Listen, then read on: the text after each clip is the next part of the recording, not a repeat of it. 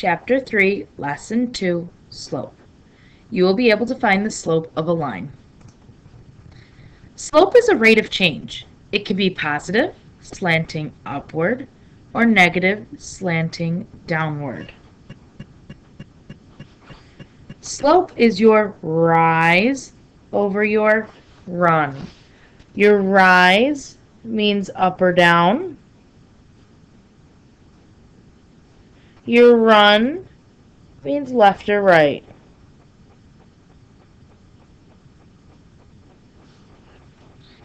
Find the slope of the treadmill. Your rise is your up or down, and your run is your left and right. So the rise is 10, the run is 48. Reduce your fraction, but leave it as a fraction. So your slope is 5 over 24.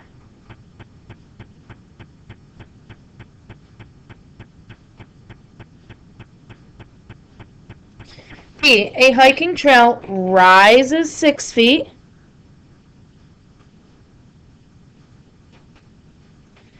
And for every horizontal change of 100 feet.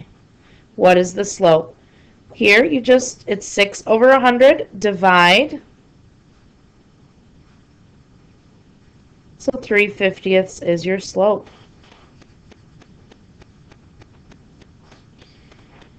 Again, rise over run. Our rise is 2.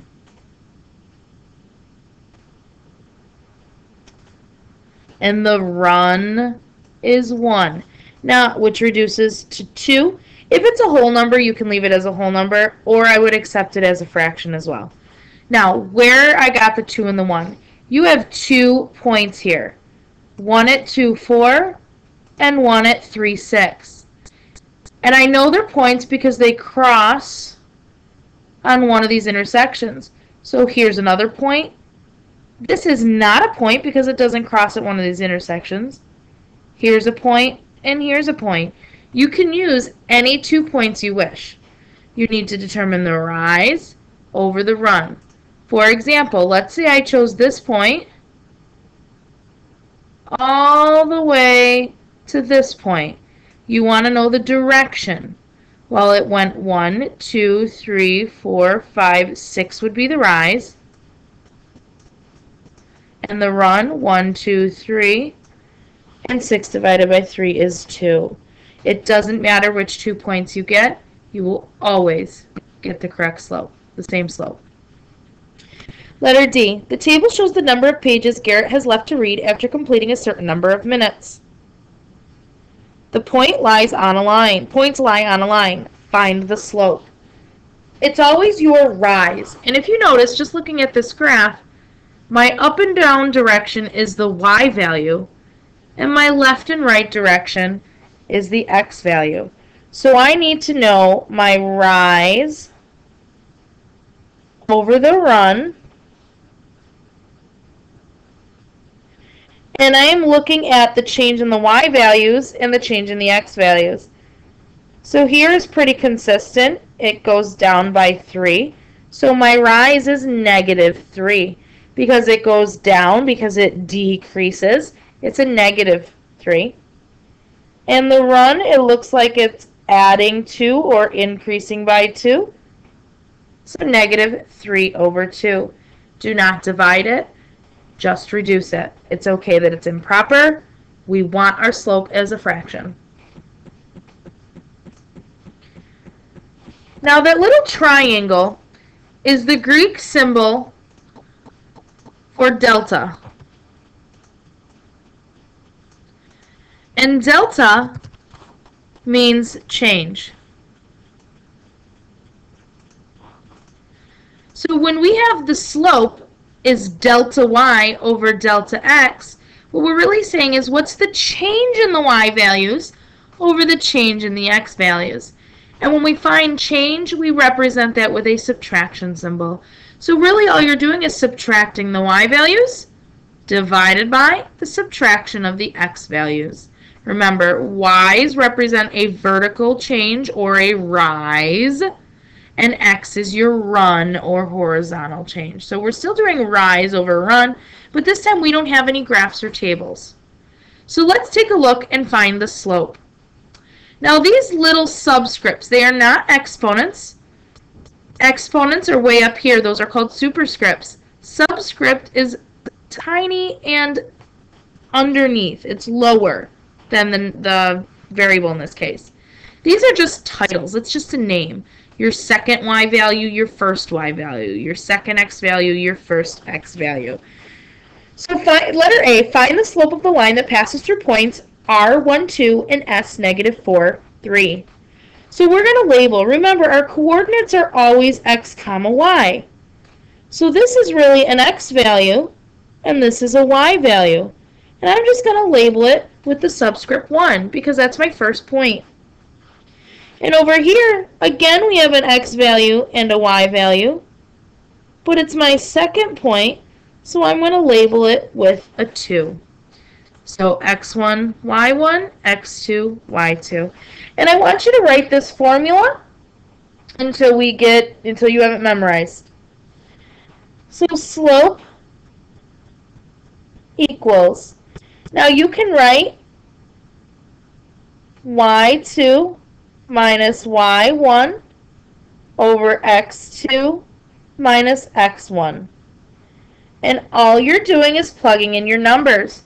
y2 is 3 minus y1 is 2 over x2 is negative 4 minus x1 is 1.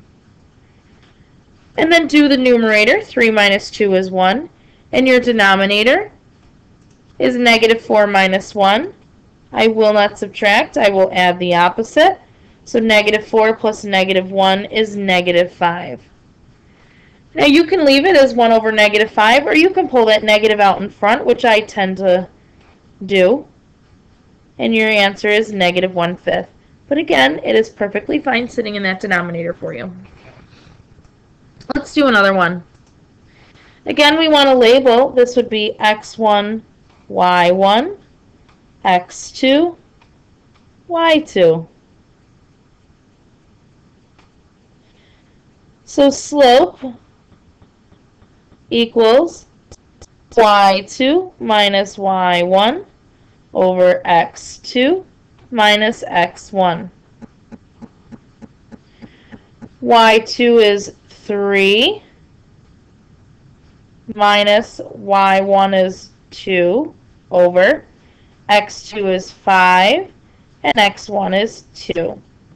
3 minus 2 is 1. 5 minus 2 is 3. And we are done because 1/3 is reduced. Letter C, please be careful of your negatives. Label your points, x1, y1, x2, y2. And write your formula. Slope equals y2 minus y1 over x2 minus x1. y2 is negative 2 minus y1. You have to write negative 4. I know it looks weird, but it's negative 2 minus negative 4 over x2 is negative 3 minus x1 is negative 7. Please do not count that minus sign as your negative. It's not. So let's make this look a little bit nicer to help us solve. I will not subtract. I will add the opposite, and I will do that for both. Negative 2 plus 4 is 2. And negative 3 plus 7 is 4. Reduce it by dividing by 2, and you get a slope of positive 1/2.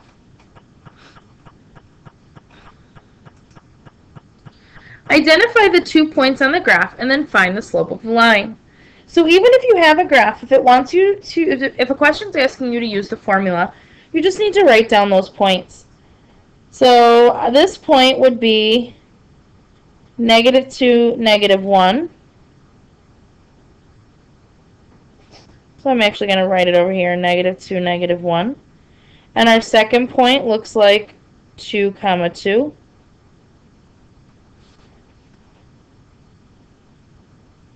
Okay.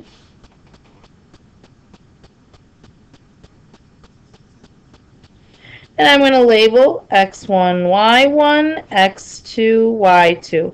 And it does not matter which point is your first point and which point is your second point. You will still get the same answer, I promise. So then we're going to use our formula. Slope equals y2 minus y1 over x2 minus x1, which equals y2 is 2, y1 is -1, so 2 minus -1 over x2 is 2, x1 is -2, so 2 minus -2. I will not subtract, I will add the opposite. So really what we have is 2 plus 1 is 3, over 2 plus 2 is 4, so our slope is 3/4. And we can check that by doing the rise over the run. Our rise is +3 because we're going up, and +4 because we're going right, so 3/4. Letter E.